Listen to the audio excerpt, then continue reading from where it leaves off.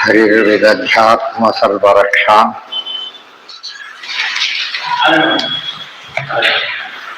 ಯಸ್ತಾಂಘ್ರಿ ಪದ್ಮಃ ಪತಗೇಂದ್ರ ಪೃಷ್ಠೇ ಧರಾರಿ ಚರ್ಮಾಸಿ ಗದೇಶು ಚಾಪ ಪಾಶಾನ್ ತಥಾನೋ ಅಷ್ಟಗುಣೋ ಅಷ್ಟಬಾಹು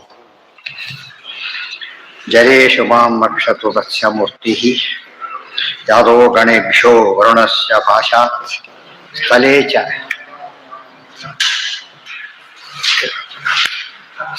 ಚ ಮಾಯಾವಟೋ ವಾಮನೋ ವ್ಯಾತ್ ಅಲ್ಲೇ ತ್ರಿವಿಕ್ರಮಕ್ಕೆ ಅವತು ವಿಶ್ವರೂಪಃ ದುರ್ಗೇಶು ಅಟವಿ ಆಜಿ ಮುಖಾದಿಷು ಪ್ರಭುಃ ಪಾಯಾನ್ ನೃಸಿಂಹಃ ಅಸುರಯೂಥಪಾರಿಃ ವಿಮುಂಚತೋ ಯಸ್ಯ ಮಹಾಟ್ಟಹಾಸಂ ದಿಶೋ ವಿನೇದುಃ ನ್ಯಪತಂಶ್ಚ ಗರ್ಭಾಃ ರಕ್ಷತ್ಸಸೌ ಮಾಧ್ವನಿ ಯಜ್ಞಕಲ್ಪಃ ಸ್ವದಂಷ್ಟ್ರಯೋನ್ನೀತಧರೋ ವರಾಹಃ ರಾಮೋದ್ರಿಕೂಟೇಶ್ವಥ ವಿಪ್ರವಾಸೇ ಸಲಕ್ಷ್ಮಣೋ ಯಾತ್ ಭರತಗ್ರಜೋ ಮಾಮುಗ್ರಧನ್ವಾ ನಿಖಿಲಾತ್ ಪ್ರಮಾದಾತ್ ನಾರಾಯಣಃ ಪಾತು ನರಶ್ಚ ಹಾಸಾತ್ ದತ್ತಸ್ತ್ವಯೋಗಾದಥ ಯೋಗನಾಥಃ ಪಾಯಾದ್ಗುಣೇಶಃ ಕಪಿಲಃ ಕರ್ಮಬಂಧ ಸನತ್ಕುಮಾರೋ ಅವತು ಕಾಮದೇವಾತ್ ಹಯಶೀರ್ಷೋ ಮಾಂ ಪಥಿ ದೇವಹೇಳನಾತ್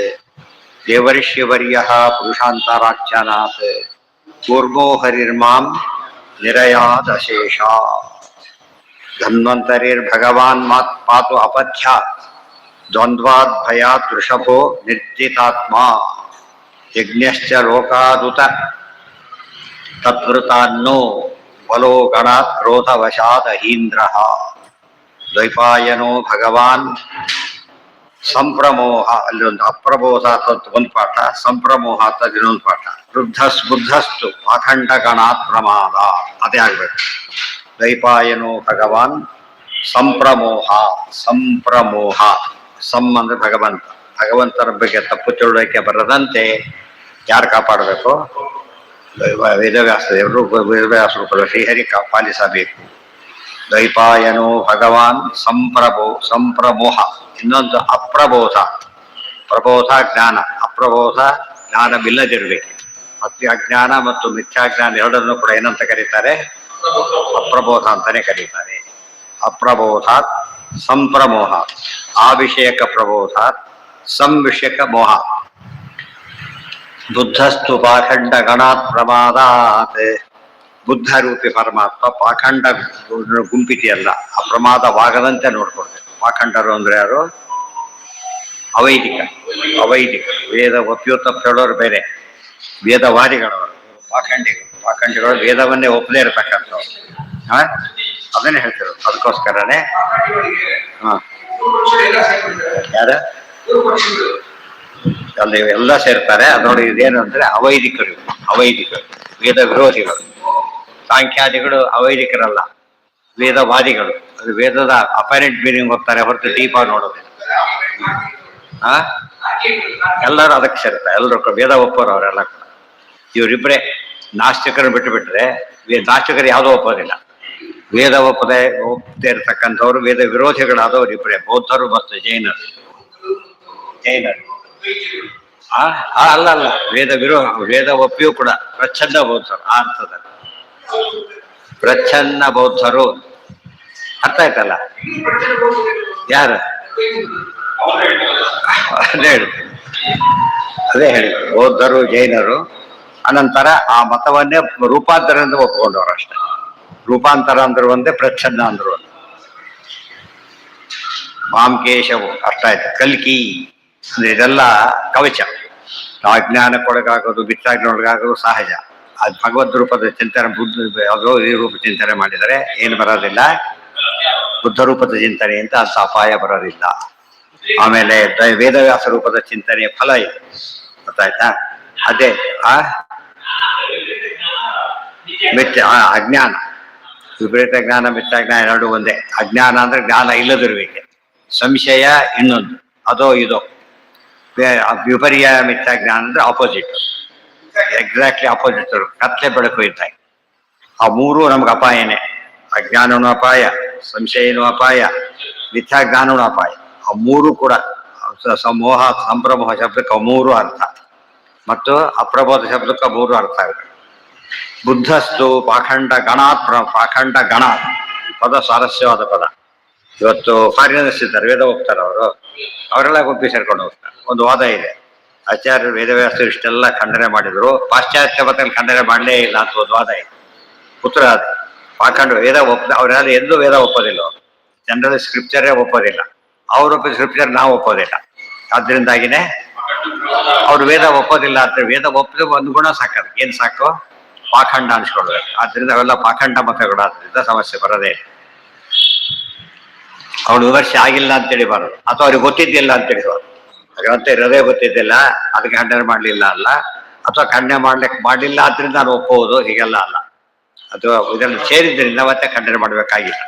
ಹನುಮಂತ ದೇವರು ಈ ಸಂಜೀವನ ಅಂತ ಪ್ರಸಂಗ ಹೇಳಿದರು. ಎಷ್ಟು ದೂರ ಇತ್ತದು? ಎಷ್ಟು?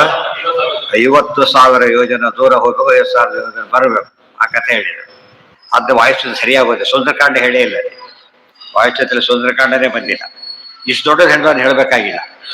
ಇಷ್ಟು ದೊಡ್ಡದನ್ನ ಹೇಳಿದ ಮೇಲೆ ನೂರದ್ದು ಹೇಳೋ ಕಾರಣ ಇಲ್ಲ. ಇಲ್ಲ, ಇದು ಕೂಡ ಅವ್ರ ಯೋಗ್ಯತೆ ಅಲ್ಲ, ಭಾರಿ ಜಾಸ್ತಿ ಇದೆ. ಇದೆಲ್ಲ ಅರ್ಥ ಮಾಡ್ಕೊಂಡ್ರೆ ದೊಡ್ಡದು ಹೇಳಿದ ಮೇಲೆ ಯಾವ್ದು ಹೇಳಬಾರ್ದು. ಒಂದು ಕೋಟ್ಯಾಧೀಶ ಅಂತ ಹೇಳಿ ಲಕ್ಷಾಧೀಶ ಅಂತ ಹೇಳ್ಬೇಕಾ? ಗೊತ್ತಾ, 100 ಲಕ್ಷ ಹೇಳ್ಕೊಂಡು ಮಿನಿಮಮ್ ಸೇರುತ್ತೆ ಅಷ್ಟೇ. ಅದರಿಂದ ಅದಕ್ಕೇನಂತ ಕರೀತಾರೆ? ಏನೋ ಕರೀತಾರೆ, ಏನು ಕರೀತಾರೆ? ಏನದು ಏನದು?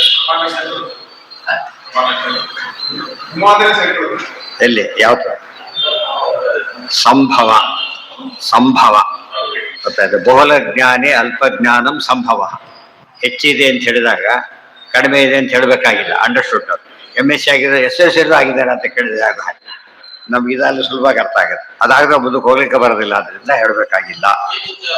ಅದು ಕೈ ಮುತ್ಯ, ಇವೆಲ್ಲ ಸುಲಭ. ಇನ್ನೊಂದು ನಾಮಾಂತರಗಳು ಅವ್ರಿಗೆ ಆಕ್ಚುಲಿ ಯಾವುದೇ ಹೇಳುವ ಯುಕ್ತಿ ಅಷ್ಟೇ, ಸಿಂಪಲ್ ಯುಕ್ತಿ. ಅದು ಹೆಚ್ಚಿದ್ದಲ್ಲಿ ಕಡಿಮೆ ಇರಲೇಬೇಕು. ಊರ್ಧ್ವದೇಶವ ನದಿ ಏನಂತಾರೆ, ಊರ್ಧ್ವ ಶ್ರೀಮಾನ್, ಯಾಕೆ ಯಾವುದೋ ನದಿ ಪೂರ ಹೇಳ್ತೇವಲ್ಲ, ಮೇಲ್ಮಡಿಯಾಗಿದೆ ನೀರು ಬಂದಿರೋದ್ರಿಂದ. ಎಲ್ಲ ಯುಕ್ತಿಗಳ ಪ್ರಭೇದಗಳು. ಅನುಮಾನದ ಪ್ರಭೇದ ಅಂತ ಹೇಳ್ಬೇಕು ಹೊರತು ಏನಂತ ಹೇಳಬಾರ್ದು, ಪ್ರತ್ಯೇಕ ಪ್ರಮಾಣ ಅಲ್ಲ. ಯಾತಕ್ಕೆ ಹೇಳಿದ್ದಾರೆ? ಉಳಿದವರು ಒಪ್ಪಿದ್ದಾರೆ, ಅದಕ್ಕೆ ಹೇಳ್ಬೇಕು. ಅವರ ದೃಷ್ಟಿಯಿಂದ ಪರಮತ ಖಂಡನೆ ಯಾವಾಗ ಹೇಗೆ ಮಾಡಬೇಕು? ಅವರ ಭಾಷೆಯಲ್ಲೇ ಮಾಡ್ಬೇಕು. ಅದಕ್ಕೆ ಹೇಳಿದ್ದೆ ಹೊರತು ನಾವ್ ಹೇಳ್ಬೇಕಾದ್ರೆ ಬರೀ ಯುಕ್ತಿ ಹೇಳ್ಬಿಟ್ರೆ ಸಾಕು. ಕಲ್ಕಿ ಕಲೇಹೇ ಕಾಲಬಲಾತ್ ಪ್ರಪಾತು. ಈ ಕಲಿದ ವಿರುದ್ಧ ನಾವಿದ್ದೇವೆ. ಭಾರಿ ಡೇಂಜರಸ್ ಯುಗ ಅಂತಿದೆ. ಪರಿಹಾರ ಹೇಳಲೇ ಇಲ್ಲ ಅಂತ ಕೇಳಿದ್ರೆ, ಕಲಿನೇ ಕೊಲ್ಲಕ್ಕೆ ಕಲ್ಕಿ, ಕಲ್ಕಿ ಕಲ ಬಂಧನೆ ಅಂತೇಳಿ ಗೊತ್ತಾಯ್ತಾ? ಕಲ ಬಂಧನೆ ಅಂದ್ರೆ ಕಲಿಯನ್ನ ಬಂಧನ ಮಾಡೋದಕ್ಕೆ ಯಾರಿಗೆ ಸಾಮರ್ಥ್ಯ ಇದೆ? ಕಲಿಕಿನ ಭಗವಂತನಿಗಾದ್ದರಿಂದ ಏನಾಯ್ತು ಅಲ್ಲಿಗೆ? ಕಲಿಕೆ ಸ್ಮರಣೆ ಮಾಡಿದ್ರೆ ನಮ್ಗೆ ಏನು ಅಪಾಯ ಬರೋದಿಲ್ಲ. ಕಲಿಯ ದೋಷಗಳು ಯಾವುದು ಬರೋದಿಲ್ಲ. ಕಲಿಯ ದೋಷ ಬರೋದಿಲ್ಲ. ಕಲ್ಕಿ ಶಬ್ದ ವಾಚ್ಯತ್ವ ವಾಯುದೇವರಿಗೂ ಇದೆ. ಪಾಹಿ ಕಲ್ಕಿ ಸುತೇಜ ದಾಸನೆ 100 ಹೆಸರುಗಳಲ್ಲಿ ಕಲ್ಕಿ ಮೊದಲ ಹೆಸರು. ಆದ್ರಿಂದ ಏನಾಯ್ತು ಅಲ್ಲಿಗೆ? ಅವರು ಕಲಿಬಂಧನ ಮಾಡ್ತಾರೆ. ಇನ್ಯಾರಿಗೂ ಏನು ಬರೋದಿಲ್ಲ, ಕಲಿಬಂಧನ ಮಾಡ. ಕಲಿನೇ ಇವರು ಬಂಧನ ಮಾಡ್ತಾರೆ. ಆದ್ರಿಂದ ಕಲಿಕೆ ನಾವು ಇವರಿಬ್ಬರು ಸ್ಮರಣೆ ಮಾಡಿದರೆ ನಮಗೇನಾಗೋದಿಲ್ಲ. ಆ ಮಾತನ್ನ ಕಲಿನೇ ಹೇಳ್ತಾರೆ. ವಿರೋಧ ಧರ್ಮದ ಮಾತುಕತೆ ನಡೀತಾ ಇದೆ. ಭೀಮಸೇಂದ್ರ ಕರ್ಕೊಂಡು ನಿಲ್ಲಿಸಿದ್ದಾರೆ. ಆಗ ಮಾತುಕತೆ ನಡೀತಾ ಇದೆ. ಏನ ರಾಜ್ಯದಲ್ಲಿ ಕಾಲಿಟ್ಟಿ ಅಂತ ಕೇಳಿದ್ರೆ, ನಿನ್ನ ರಾಜ್ಯ ಕಾಲಿಟ್ಟಿ, ನನ್ನ ರಾಜ್ಯ ನೀನು ಕಾಲಿಟ್ಟಿ ಅಂತ ಹೇಳ್ತಾರೆ. ಕಲಿಯುಗ ನನ್ನ ರಾಜ್ಯ, ನೀನು ಆಡ್ತಾ ಇರೋದು ತಪ್ಪು ಅಂತ. ಅದಕ್ಕೆ ಅಂತ ಹೇಳ್ತಾರೆ, ನೋಡು, ಕಾಲ ದೊಡ್ಡದು ರಾಜ ದೊಡ್ಡದು ಅಂದ್ರೆ ಯಾರು ದೊಡ್ಡದು? ರಾಜ ತಕ್ಕಂತೆ ಕಾಲ ನಡಿಬೇಕೆ ಹೊರತು ಯಾವ್ದಾಗಬಾರ್ದು, ನಡಿಬಾರ್ದು. ನಾನು ಕಾಲಾಗಿಲ್ಲ, ನಾನೆಲ್ಲ ಏನ್ ಮಾಡ್ತೇನೆ ಗೊತ್ತಾ, ಮೊದಲು ಅದನ್ನ ರಾಜನ್ನೇ ಕೆಡಿಸಿಬಿಡ್ತೀನಿ ಅಂತ ಹೇಳ್ತಾರೆ. ರಾಜನ್ನೇ ಕೆಡಿಸಿಬಿಡ್ತೇನೆ. ಅದು ಮೊದಲು ಬ್ರಾಹ್ಮಣರು ಹೇಳೋರು ಅವ್ರನ್ನ ಕೆಡಿಸ್ತೇನೆ, ನಡೆಸೋರು ಇವ್ರನ್ನ ಕೆಡಿಸ್ತೇನೆ. ಇನ್ನೇನು ಬಂದಾಗ ಒಂದು ಮನ್ಯಾಗ ಕೆಡಿಸಿಲ್ಲ ಅದಕ್ಕೆ, ನಮ್ಮ ಮನ್ಯಾಗ ಕೆಡಿಸಿಲ್ಲ. ವಾಸುದೇವ ಸಹಾಯೇಶು ತೇಜೋ ಯುಷ್ಮಾಸು ಮೇ ನಹಿ. ಇವು ಕೃಷ್ಣ ರಕ್ಷಿತರು. ವಾಸುದೇವ ಆಚಾರ್ಯ ಹೆಸರು ಇದೆ, ವಾಸುದೇವ. ಅದು ನೀವಿಬ್ಬರು ರಕ್ಷಣೆ ಇರೋದನ್ನ ಏನು ಮಾಡಕ್ಕಾಗಿಲ್ಲ. ಅವರೇ ಹೇಳಿದ್ದಾರೆ, ಪರ್ಯಾಪ್ತಂತಿದ ಮೇ ತೇಷಾಂಬಲಂ ಇಮಾವಿರಕ್ಷಿತ. ಮಾತ್ರದಿಂದ ನಿಮ್ಮ ಮೇಲೆ ಬಂದಿರೋದ್ರೆ ಬಿಡ್ತಿದ್ದಿಲ್ಲ ಅಂತ ಹೇಳಿ ಅವ್ರು ಒಪ್ಕೊಂಡ್ಬಿಟ್ಟಿದ್ದಾರೆ. ಇವೆಲ್ಲ ಟ್ಯಾಲಿ ಆಗುತ್ತೆ, ಒಂದೊಂದು ಎಲ್ಲ ಟ್ಯಾಲಿ ಆಗ್ತಾ ಹೋಗುತ್ತೆ. ಇವತ್ತು ಕಲಿಕೆ ರೂಪದ ವಾಸನೆ ನಮಗೆ ಬಂದೇ ಇಲ್ಲ, ಅಭ್ಯಾಸ ಬಂದಿಲ್ಲ, ಮಾಡ್ಕೋಬೇಕಾಗುತ್ತೆ. ನಾರಾಯಣ ಕವಚ ಆತಗೆ ನಿತ್ಯ ಹೇಳ್ತಿದ್ರೆ ಕಲಿಯ ಬಾಧೆ ನಮ್ಗೆ ಆಗದಂತೆ ನೋಡ್ಕೊಳ್ತಾರೆ. UPS ಇದ್ರೆ ಕತ್ಲೆ ನಿಮ್ಗೆ ಅಫೆಕ್ಟ್ ಆಗೋದಿಲ್ಲ, ರಾತ್ರಿ ಹಾಗೆ ಫಸ್ಟ್ ಕಲ್ಕಿ ಫಸ್ಟಕ್ಕೆ ಪಾಹಿ ಕಲ್ಕಿ ಸುತೇಜ ದಾಸನೆ, ಪಾಹಿ ಕಲ್ಕಿ ಸುತೇಜ ದಾಸ ಅವರ ಹೆಸರುಗಳು ಅವೆಷ್ಟು ಕೂಡ. 200 100 ಜನದ ಹೆಸರು ಹೇಳುತ್ತೆ. 200 ಜನ ಈಗ ನಮಗೆ ಕಾಣಿಸೋದೇ ಗೊತ್ತಾಗೋದಿಲ್ಲ. ಗೊತ್ತಾದ್ರೆ 100 ಜನ, ಅದ್ರಲ್ಲಿ ಸರಿಯಾಗಿ ಗೊತ್ತಿರೋದು ಇಬ್ರೇ ಗೊತ್ತಾಗ್ತಾರೆ. ಬ್ರಹ್ಮವಾಯು ಅರೆ 200 ಜನ ರೆಡಿ ಇದ್ದಾರ. ಇನ್ನೊಂದು ಬ್ಯಾಚ್ ರೆಡಿ ಇದೆ. ಅವ್ರು ಹೇಳಿಲ್ಲ ಅಷ್ಟೇ, ಅವ್ರು ಹೇಳಿಲ್ಲ. ಆಮೇಲೆ ಯೋಚನೆ ಮಾಡ್ತಾರೆ ರೆಡಿ ಇದೆ, ಎಲ್ಲ ರೆಡಿ ಇದೆ ಅಂತ ಹೇಳಿ. ಅವರು ಭಾವಿ 100 ಋಷಿಗಳು, ಭಾವಿ 100 ಋಷಿಗಳು ರೆಡಿ ಇದ್ದಾರೆ. ಭಾವಿ ಅಂದ್ರೆ ಭಾವಿ ಕಲಿಕ್ಯಾದಿಗಳು, ಅವ್ರ ರುಜುಗಳೇ ಕಲಿಕ್ಯಾದಿ ರೂಪದಲ್ಲಿ ಬರಲಿಕ್ಕೆ ಕಾಯ್ತಾ ಇದ್ದಾರೆ. ನೆಕ್ಸ್ಟ್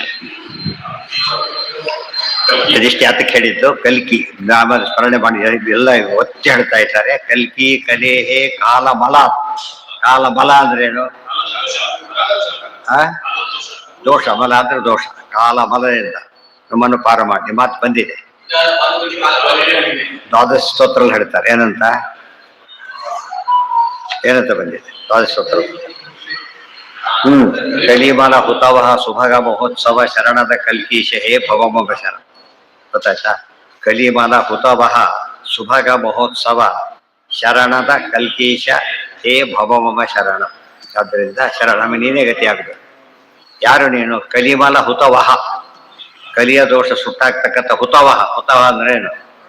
ಬೆಂಕಿ. ಹುತವಃ ಬೆಂಕಿ ಅಂದ್ರೆ ಸ್ವಲ್ಪ ಬೂದಿ ಮಾಡಿಬಿಡುತ್ತೆ ಅಂತ. ಅಂದ್ರೆ ದೂರ ಓಡಿಸೋದಿಲ್ಲ, ನಮ್ಮ ತಂಟೆ ಬರಬಾರ್ದು, ಆ ರೀತಿ ನಾಶ ಮಾಡ್ಬೇಕು. ಕಲಿಮಲ ಹುತವ ಸುಭಗ ಮಹೋತ್ಸವ ಶರಣದ ಕಲ್ಕೀಶ ಹೇ ಭವ. ಕಲ್ಕೀಶ ಅಂತ ಕೇಳಿದ್ರು ಗೊತ್ತಾ? ಈ ವಾಯುದೇವರು ಕಲ್ಕಿ ಇದ್ದಾರಲ್ಲ, ಅವ್ರ ಮೇಲೆ ಇದ್ದೆ. ಆದ್ದರಿಂದ ನೀನು ಕಲ್ಕೀಶ. ನೆಕ್ಸ್ಟ್ ಅದಾರ್ಥ ಆಯ್ತಾ?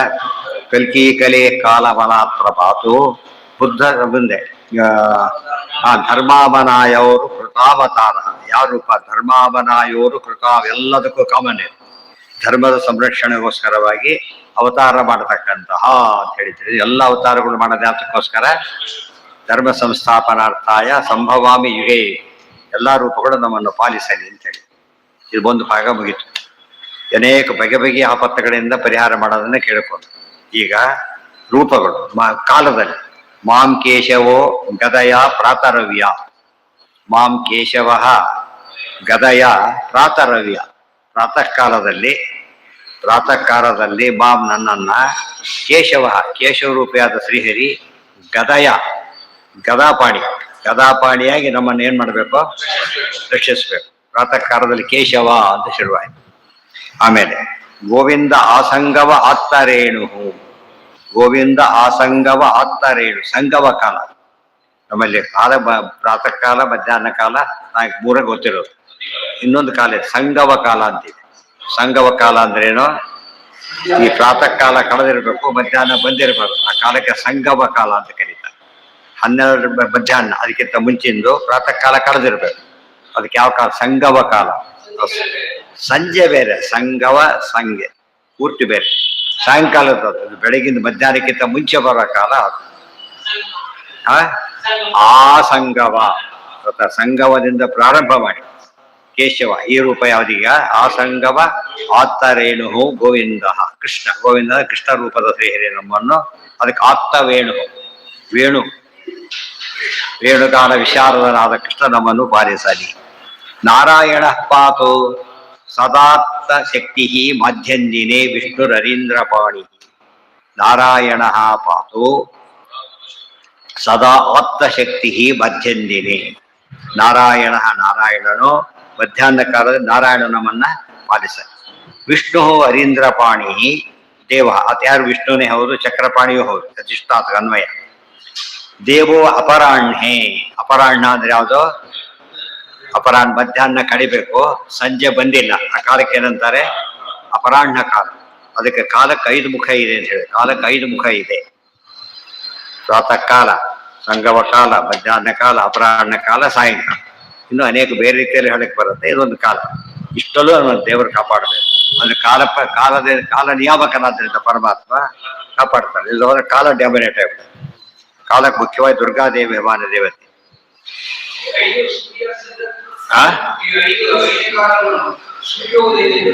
ಹೌದೌದು, ಸೂರ್ಯೋದಯ ಆದ ತಕ್ಷಣ ಪ್ರಾತಃ ಕಾಲ, ಅದಕ್ಕಿಂತ ಮುಂಚೆ ಉಷಃ ಕಾಲ, ಆಮೇಲೆ ಇನ್ನು ಪ್ರದೋಷ ಕಾಲ ಇದೆ, ಪ್ರತ್ಯೂಷ ಕಾಲ, ಪ್ರದೋಷ ಕಾಲ, ಮತ್ತೆ ರಾತ್ರಿ ಕಾಲ ಎಲ್ಲ ಇದೆ. ಪ್ರಧಾನವಾಗಿ ಆಕ್ಟಿವ್ ಇರೋ ಕಾಲದಲ್ಲಿ ಅವ್ರು ಕೆಡಿಸ್ತಾನ ಅಂತ ಒತ್ತು ಹೇಳಿದ್ರು. ಅವೆಲ್ಲ ಅಂಡರ್ಸ್ಟುಡ್, ಇಲ್ಲ ಅಂತಲ್ಲ, ಆಗಲೂ ದೇವ್ರು ಕಾಪಾಡಲೇಬೇಕು ನಮ್ಮ. ಹಾ ಹಾ ಹೌದು, ದುರ್ಗಿಯೊಳಗೆ ಎಲ್ಲ ಕಡೆ ಇದ್ದೇ ಇದ್ದಾನೆ, ಅಲ್ಲೂ ಇರ್ತಾನೆ ದೇವರು. ಹೌದೌದು, ದುರ್ಗಾದೇವಿ ಇದ್ದಿದ್ದು ನಾಶ ಮಾಡ್ತಾನೆ. ಅದಕ್ಕೆ ಕಲಿಯುಗದಲ್ಲಿ ದುರ್ಗಾ ವಿನಾಯಕವು ಅನ್ನೋ ಮಾತಿದೆ. ದುರ್ಗಾ ಪೂಜೆ ಜಾಸ್ತಿ ನಡೆಯುತ್ತೆ ಅಂತ ಹೇಳ್ತಾರೆ. ಅದು ಶಾಕ್ತರ ಸಂಖ್ಯೆ ಜಾಸ್ತಿ ಆಗುತ್ತೆ ಅಂತ ಆ ಕಡೆ ಅರ್ಥ. ಇಲ್ಲಿ ದುರ್ಗಾ ಮಹಾಲಕ್ಷ್ಮಿ ಅವರ ಪತಿ ಧ್ಯಾನ ಮಾಡಿದರೆ ಹೋಗ್ಬಿಡುತ್ತೆ.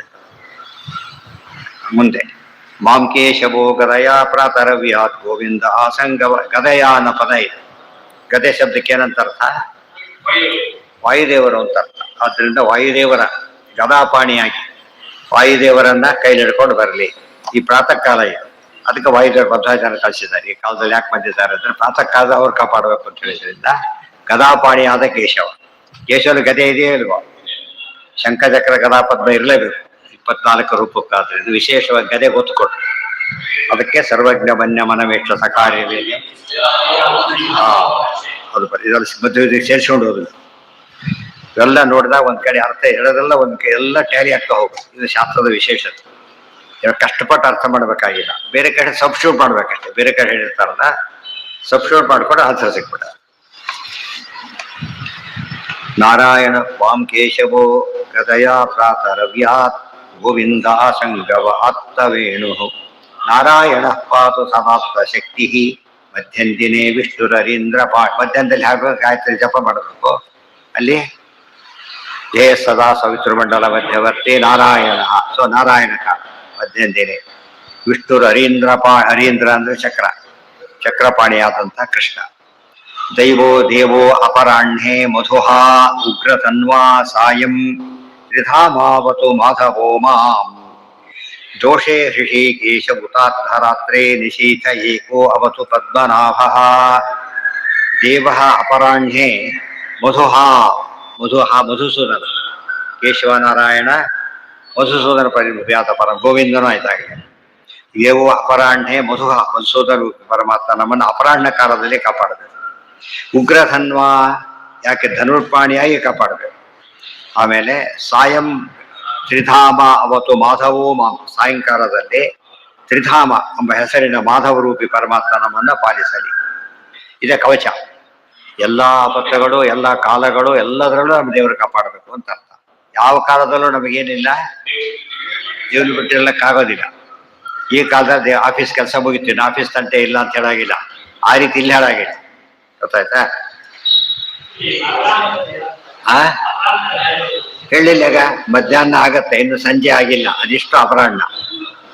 ಬಿಫೋರ್ ಹೇಳಿದ್ರಲ್ಲ ಈಗ, ನಾರಾಯಣ ಪತಯೋಪರಾಹ್ಣೆ ಉಗ್ರಧನ್ವಾ, ಯಾರಾತ? ಮಧುಸೂದನ ಪರಮಾತ್ಮ ನಮ್ಮನ್ನು ಕಾಪಾಡಲಿ. ತ್ರಿಧಾಮ ಅವತು ಮಾಧವೋ ಮಾಂ, ಸಾಯಂಕಾಲ ಮಾಧವ ಪರಮಾತ್ಮ ನಮ್ಮನ್ನು ಪಾಲಿಸಲಿ. ದೋಷೇ ಹೃಷಿಕೇಶ, ದೋಷ ಅಂತ ಹೇಳಿದ್ರೆ ರಾತ್ರಿ. ರಾತ್ರಿ ಅಂದ್ರೆ ಇದು ಬಿಗಿನಾಗಿದೆ, ಸಾಯಂಕಾಲ ಮುಗಿದಿದೆ, ಮಧ್ಯರಾತ್ರಿ ಬಂದಿಲ್ಲ. ಆ ಕಾಲದ ಏನಂತ ಕರೀತಾರೆ? ದೋಷ ಕಾಲ. ದೋಷ, ಪ್ರದೋಷ, ದೋಷ ಅಂತ ಕರೆದಿದ್ದಾರೆ. ಹೃಷಿಕೇಶ ಭೂತಾರ್ಧ ರಾತ್ರಿ. ಹೃಷಿಕೇಶ ಪರಮಾತ್ಮ ನಮ್ಮನ್ನು ಪಾಲಿಸಲಿ.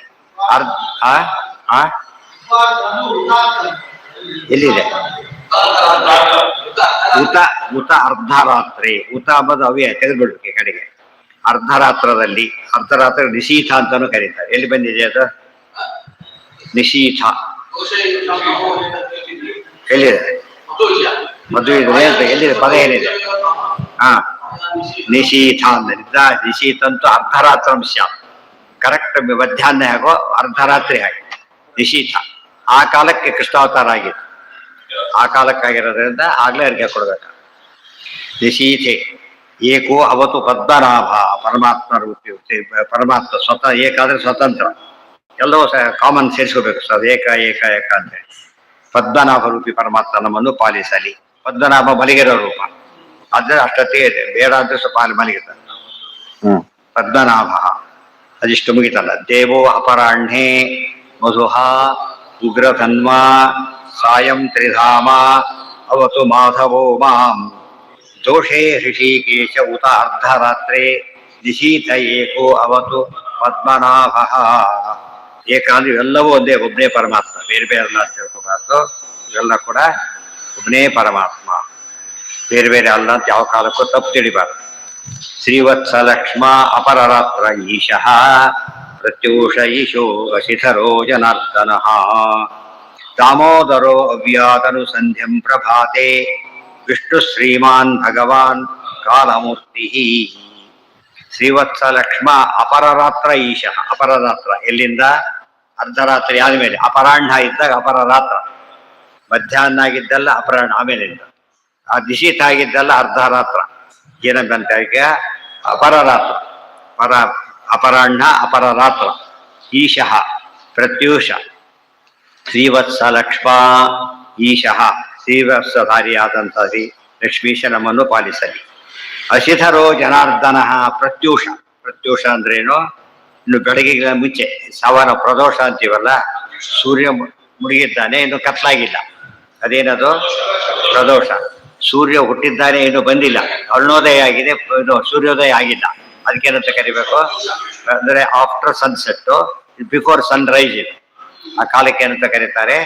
ಪ್ರತ್ಯೂಷ ಕಾಲ. ಪ್ರತ್ಯೂಷ ಕಾಲದಲ್ಲಿ ಎಲ್ಲ ಟೈಮ್ ಕೂಡ ಗೊತ್ತಾಗುತ್ತೆ, ಹೊತ್ತಿಗೆ ಯಾವ್ಯಾವ ಟೈಮ್ ಏನಂತ ಕರಿಬೇಕು ಅಂತ. ನಮ್ಗೆ 2 AM PM ಅಲ್ಲೇ, ಹೌದಲ್ಲ? AM PM ಅಲ್ಲಿ 5-10 ಆಯ್ತು ಇಲ್ಲಿಗೆ, ಅದು 5 ಇದೆಲ್ಲ ತಗೊಂಡು 9-10 ಕಾಲ ಆಯ್ತು. ಎಲ್ಲ ಕಾಲಜ್ಞಾನ ಸರಿ ಇಲ್ಲ ಅಂತ ಆಗುತ್ತೆ. ಆ ಟೈಮ್ ಕರೆಕ್ಟ್ ಆಗಿರ್ಬೋದು. ನಿಶೀಥ ಬರ್ತೇನೆ, ಮಧ್ಯಾಹ್ನ ಬರ್ತೇನೆ, ಕೆಲವು ಅರ್ಥ ಆಗುತ್ತೆ ಕರೆಕ್ಟ್ ಆತ. ಮಧ್ಯಾಹ್ನ ಅಪರಾಹ್ನ ಬರ್ತೇನೆ, ಅಪರಾಹ್ನ ಶುರು, ಮಧ್ಯಾಹ್ನ ಆದ ತಕ್ಷಣ ಶುರು ಅಪರಾಹ್ನ. ಆ ಕಡೆ ಹಳ್ಳಿ ಜನ ಏನಂತಾರೆ ಗೊತ್ತಾ, ಆ ಕಡೆ ಎಲ್ಲ ಸೂರ್ಯ ವಾಲಿದ್ದಾನೆ ಅಂತ ಕರೀತಾರೆ, ವಾಟವಾಲದು ಅಂತ ಕರೆಯೋದು. ಸೂರ್ಯ ವಾಲಿದ ಸ್ವಲ್ಪ ಈ ಕಡೆ ಹೋಗ್ಬಿಟ್ರೆ ಏನಾಯ್ತು ಅಲ್ಲಿಗೆ? ಆಚಾರ್ಯರು ಇದು ಪೂಜೆ, ಮಧ್ಯಾಹ್ನ ಪೂಜೆಗೆ ಹೇಳ್ತಿದ್ದು ಯಾವಾಗ ಅಂತ ಕೇಳಿದರೆ, ಸೂರ್ಯ ಅಲ್ಲಿವರೆಗೂ ಪಾಠ ಪ್ರವಚನ. ಈ ಕಡೆ ಬಂದ್ಬಿಟ್ಟು ಬೆಳಗಿನ ಪೂಜೆ ಎಲ್ಲ ಆಗಿರ್ತಿತ್ತು. ಈ ಪೂಜೆ ಯಾವುದೀಗ ನೈವೇದ್ಯದ ಪೂಜೆ ಅಷ್ಟು ಮಾಡಿ ಹಾಕಿದೆ. ಮಧ್ಯಾಹ್ನದ ಮೇಲೆ ಆಗ್ತಿತ್ತು ಪ್ರತಿ ದಿವಸ ಕೂಡ. ದ್ವಾದಶಿ, ಸರ್ವಮಾಸ ಇತ್ಯಾದಿ ಬಿಟ್ರೆ ಏನ ಆಫ್ಟರ್ ವೃತ್ತಿ ಏನು ಮಾಡೋದಲ್ಲ, ಪೋಸ್ಟ್ ವೃತ್ತಿ ಬದುಕಿರ್ಬೇಕು, ಸಾಯು ಅಷ್ಟೇ. ಹಗಲು ರಾತ್ರಿ ಅಷ್ಟೇ, ಇನ್ನು ಹಗಲು ರಾತ್ರಿ ಅಷ್ಟೇ. ಆ ರಾತ್ರಿ ಬಿಟ್ಟೇ ಬಿಟ್ರಿ. AM PM ಮಾಡಿದ್ರು, ರಾತ್ರಿ ಹೋಗೇ ಬಿಡ್ರಿ. ಗೊತ್ತಾಯ್ತಾ? ರಾತ್ರಿ ಎಲ್ಲ ಏನು ಸೇರಿಸ್ಬೇಕು ಅವ್ರೀಗ? ಈವ್ನಿಂಗು ಟೈಟ್ ಅವರ್ ಸೇರಿಸ್ಬೇಕು. ಬಟ್ AM PM ಅಷ್ಟೇ ಬಿಡಿದ್ರು. ಈವನ್ ಅವ್ರು ಹಾಕ್ಬೇಕಾದ್ರೆ 8 PM ಅಂದ್ರೆ ರಾತ್ರಿ 8 ಗಂಟೆ ಅಂತ, ಅದು ಬೇರೆ ಇಲ್ಲ ಅದಕ್ಕೆ. ಗೊತ್ತಾಯ್ತು? ಬೆಳಿಗ್ಗೆ ಕೂಡ 6 ಗಂಟೆ ಕೂಡ 6 AM, ಬೆಳಿಗ್ಗೆ 3 ಗಂಟೆಗೂ 3 PM, 3 AM. ಈ 12 ಆದ ತಕ್ಷಣ ಒಂದು ಶುರುವಾಗ್ಬಿಟ್ಟು, 12 ಆದ ತಕ್ಷಣ. ನೆಕ್ಸ್ಟ್ ಶ್ರೀವತ್ಸ ಲಕ್ಷ್ಮ ಪರರಾತ್ರ ಈಶಃ ಪ್ರತ್ಯೂಷ. ಅಲ್ಲಿ ಏನಾಗಿದೆ ಗೊತ್ತ, ಎಷ್ಟು ದೊಡ್ಡ ತಪ್ಪಾಗುತ್ತೆ ಅದಕ್ಕೆ ಬಡ್ದಾಗ. 12 ಗಂಟೆ ತಗೊಂಡು ಎಷ್ಟು ಡೇಂಜರಸ್ ಅಂದ್ರೆ, ಎಲ್ಲ ಕಾಲಕ್ಕೂ ಮಧ್ಯರಾತ್ರಿ 12ಕ್ಕೆ ಆಗಲ್ಲ. ಗೊತ್ತಾಯ್ತಾ? ಕಡಿಮೆ ಇದ್ದಾಗ ಕಡಿಮೆ ಆಗ್ಬಿಡುತ್ತೆ, ಹೆಚ್ಚಿದ್ದಾಗ ಸ್ವಲ್ಪ ಜಾಸ್ತಿ 12ವರೆವರೆಗೂ ಹೋಗ್ಬಿಡುತ್ತೆ. ಸೂರ್ಯೋದಯ ಬೇಗ ಆಗಿ, ಸೂರ್ಯೋದಯ ಲೇಟಾಗಿ ಮುಳುಗಿದ್ರೆ 14 ಗಂಟೆ ಆಗ್ಬಿಡುತ್ತೆ, ಹೆಚ್ಚಕ್ಕೆ 14 ಗಂಟೆ ಆಗ್ಬಿಡುತ್ತೆ, ಚೇಂಜ್ ಆಗ್ಬಿಡುತ್ತೆ. ಮೆಕ್ಯಾನಿಕಲ್ ಮಾಡೋದ್ರಿಂದ ತಪ್ಪು ಹೋಗ್ಬಿಡುತ್ತೆ, ಲೆಕ್ಕಗಳೆಲ್ಲ ತಪ್ಪು. ನಮ್ಮಲ್ಲಿ ಹಾಗಿಲ್ಲ. ಇಷ್ಟೆಲ್ಲ ನಮ್ಮವರೇ ತಿಳಿದಲ್ಲ, ಉಳಿದವ್ರ ಬಿಟ್ಬಿಡಿ, ನಮ್ಮವ್ರು ಹೇಳಿದ್ರೆ ಅರ್ಥ ಆಗುತ್ತೆ. ಆದ್ರೂ ಇವ್ರು ಫಾಲೋ ಮಾಡಕ್ಕೆ ಶುರು ಮಾಡ್ಬಿಟ್ರೆ ಅಷ್ಟೇ. ಹೇಳಕ್ ಹೋಗ್ಲಿಲ್ಲ, ಅವನ್ನೇ ಫಾಲೋ ಮಾಡ್ಬಿಟ್ರು. ಎಷ್ಟು ಡೇಂಜರಸ್ ಅದು. ಹೀಗಾಗಿ ನಮ್ಮ ಅವರಿಗೆ ಅನಿಸುತ್ತೆ, ಆಮೇಲೆ ಓದಿದ ಮೇಲೆ ನಿಮ್ಮದೇ ನಿಮಗೆ ಗೊತ್ತಿಲ್ಲ ಅಂತ ಬೈತಾರೋ. ನಾವು ನಿಮಗೆ ಹೇಳ್ಬೇಕಾಗಿಲ್ಲ, ನೀವು ನಮ್ಗೆ ಹೇಳ್ಬೇಕು ನ್ಯಾಯ. ಈಗ ಏನಾಯ್ತು, ಮಿನಿಮಮ್ ನಾಲೆಡ್ಜ್ ಇದ್ದಾಗ ಭಾರಿ ಇದ್ದವ್ರು ಭಾರಿ ಶೈನ್ ಆಗ್ಬಿಡುತ್ತೆ. ಹಾಗಾಗ್ಬಾರ್ದು. ಎಷ್ಟು ತಿಳ್ಕೊಡ್ತವ್ರು ಮಹತ್ವ ಇದ್ದೇ ಇರುತ್ತೆ. ಕಾಲ ಗೊತ್ತಾಗಬೇಕು, ಕಾಲಕ್ಕೆ ನಿಯಾಮಕ ರೂಪ ಗೊತ್ತಾಗಬೇಕು, ಆಗ ಆಪತ್ತೆಲ್ಲ ಪರಿಹಾರ ಆಯ್ತು. ಪದ್ಮನಾಭ ಸಾಮಾನ್ಯವಾಗಿ ನಮ್ಗೆ ಈಗ ಅರ್ಥ ಆಗಲ್ಲ. ಈ ನೈಟ್ ಶಿಫ್ಟಲ್ಲಿ ಯಾರು ಇರ್ತಾರೆ? ಬಹುಶಃ ಅದಕ್ಕೆ ನೈಟ್ ಶಿಫ್ಟಲ್ಲಿ ಯಾರು ಇರ್ತಾರೆ? ಆಫೀಸರ್ ಇರ್ಬೇಕಲ್ಲ, ಆಸ್ಪತ್ರೆಗಳಲ್ಲಿ ನೈಟ್ ಶಿಫ್ಟಲ್ಲಿ ಡಾಕ್ಟರ್ ಇರ್ತಾರೋ, ಆ ಮೇಂಟೆನೆನ್ಸ್ಗೆ ಇದ್ರು ಇರ್ತಾರೆ, KV ಆಫೀಸರ್ ಕೂಡ ಇರ್ತಾರೆ. ಗೊತ್ತಾಯ್ತಾ? ನೈಟ್ ಶಿಫ್ಟ್ ಅವ್ರನ್ನ ಕಾಂಟ್ಯಾಕ್ಟ್ ಮಾಡಿದ್ರೆ ಆ ಕೆಲಸ ಆಗಿದೆ. ಗೊತ್ತಾಯ್ತಾ? ಮಧ್ಯಾಹ್ನ ಇವ್ರನ್ನ ಕಾಂಟ್ಯಾಕ್ಟ್ ಮಾಡೋದು. ಅದು ಕಾಂಟ್ಯಾಕ್ಟ್ ಮಾಡೋದು ಬೇರೆ ಅಂತ ಗೊತ್ತಿದೆ. ಪರಮಾತ್ಮನ ಬೇರೆ ಕಾಂಟ್ಯಾಕ್ಟ್ ಮಾಡಿ, ಬೇರೆ ರೂಪ ಕಾಂಟ್ಯಾಕ್ಟ್ ಮಾಡೋದು ಅಷ್ಟೇ. ಬೇರೆ ರೂಪ ಅಂದ್ರೆ ರೂಪ ಅಲ್ಲ ಮತ್ತೆ ಹೊರತು ಭೇದ ಇದೆ ಅಂತ ಅರ್ಥ ಅಲ್ಲ. ಅದು ದೇವರ ಮಹಿಮೆ. ಅದೆಲ್ಲ ಸರಿಯಾಗಿ ತಿಳ್ಕೊಂಡ್ರೆ ಅದು ನಿಜವಾದ ಜ್ಞಾನ. ಬಟ್ ನಮ್ಗೆ ಎಷ್ಟು ಮಿನಿಮಮ್ ಮಾಡ್ಕೊ 4 ದಿಕ್ಕು ಮಕ್ಕಳಿಗೆಲ್ಲ ಇದು ಗೊತ್ತೇ ಇಲ್ಲ. ಯಾವುದು ಅಲ್ಲ, ಇವೆಲ್ಲ ಇದೆಯಲ್ಲ, ಹತ್ತದಕ್ಕೆ ಗೊತ್ತೇ ಇಲ್ಲ. ಸಂಧ್ಯಾನೆ ಮಾಡಿದ್ರೆ ಕೊನೆ ಪಕ್ಷ ಅಷ್ಟಾರು ದಿಕ್ಕಾರು ಗೊತ್ತಾಗತ್ತೆ. ದಿಕ್ಕು ತಪ್ಪಿದವರಾಗೋದಿಲ್ಲ. ಸಂಧ್ಯಾನೆ ಮಾಡ್ತಿದ್ರೆ ಏನಾಗೋದಿಲ್ಲ, ದಿಕ್ಕು ತಪ್ಪಿದವರು ಸಾಲಿ ಸೇರೋದಿಲ್ಲ. ದಿಕ್ಕು ಗೊತ್ತಿದೆ ಅಂತ ಅರ್ಥ ಕೊನೆ ಪಕ್ಷ. ಇರಲಿ, ನಾಳೆ ಕಂಟಿನ್ಯೂ ಮಾಡಿ. ಇವೆಲ್ಲ ಸರಿಯಾಗಿ ಓದ್ತಾ ಇದ್ರೆ ಎಷ್ಟು ಉಪಯೋಗ ಆಗುತ್ತೆ. ಜ್ಞಾನ, ಸಂಸ್ಕೃತ ಬರುತ್ತೆ, ಅಧ್ಯಾತ್ಮ ಬರ್ತದೆ, ಕಾಲ ಗೊತ್ತಾಗುತ್ತೆ. ಒಂದಲ್ಲ ಎರಡು. ಯಾವ ಜ್ಯೋತಿಷ್ಯರು ಏನು ಮಾಡಾಗಿಲ್ಲ. ಈ ಕಾಲದಲ್ಲಿ ಉಪಾಸನೆ ಮಾಡಿಬಿಟ್ರೆ ಎಲ್ಲ ಜ್ಯೋತಿಷ್ಯರುಗಳಾಗೋದು ತಪ್ಪು ಹೇಳ್ತಾರೆ. ದೇವ್ರನ್ನ ಬಿಟ್ಟು ಪಾಠ ಮಾಡ್ತಾರೆ ನಾಸ್ತಿಕರು ಜ್ಯೋತಿಷ್ಯಗಳು. ಇವತ್ತು ಆಕ್ಚುಲಿ ಜ್ಯೋತಿಷ್ಯಗಳಿಗೆ ಮೊದಲು ಏನಾಗಿರ್ಬೇಕು, ಅವನು ಆಸ್ತಿಕನಾಗಿರ್ಬೇಕು. ವೇದಾಂಗ, ವೇದ ಒಪ್ಪದೆ ವೇದಾಂಗ ಒಪ್ಪ ಹೆಂಗಾಗತ್ತೆ? ಈಗ ಮನುಷ್ಯನೇ ಬದುಕಿಲ್ಲ, ಕೈ ಕಾಲು ತಗೊಂಡಾಗತ್ತ. ಆ ವ್ಯಕ್ತಿ ಇದ್ರೆ ಮಾತ್ರ ಕೈ ಕಾಲಿ ಬೆಲೆ ಇರೋದು, ಎಲ್ಲರೂ ಎಲ್ಲ ಸುಟ್ಟೋಗ್ಬೇಕು. ಏನ ಮತ್ತೆ ಆಚಾರ್ಯ ಬರೆದಿದ್ದಾರೆ ಅವರೆಲ್ಲ, ಎಲ್ಲದೂ ಸೇರಿದೆ. ಸಮಗ್ರ ಆಗ್ಬೇಕಾದ್ರೆ ಎಲ್ಲದೂ ಸೇರಿದೆ, ಲೌಕಿಕ ಸಮೇತ. ಆದ್ರೆ ಹೆಚ್ಚು ಮಾಡಬಾರ್ದು. ಇದಕ್ಕೆ ಎಷ್ಟು ಬೇಕು ಅಷ್ಟೇ ತಗೋಬೇಕು, ಟೂ ಮಚ್ ತಗೋಬಾರ್ದು. ಬಸ್ಸಲ್ಲಿ ಹೋಗ್ತೀವಿ, ಸೈಟ್ ಸೀಯಿಂಗ್ ಅಂತ ಡಿವಿಷನ್ ತಗೊಂಡ್ರೆ ಕತೆ ಮುಗಿತು. ಹೋಗ್ತಾ ಹೋಗ್ತಾ ಬರೋದು ನೋಡ್ಬೇಕೆ ಹೊರತು ಅದನ್ನೇ ನೋಡಕ್ ಹೋಗ್ಬಿಟ್ರೆ ಮುಖ್ಯ ಗುರಿ ಬಿಟ್ಟು ಬಿಡುತ್ತೆ. ಆಮೇಲೆ ಸೆಕೆಂಡರಿ ಆಗ್ಬೇಕು.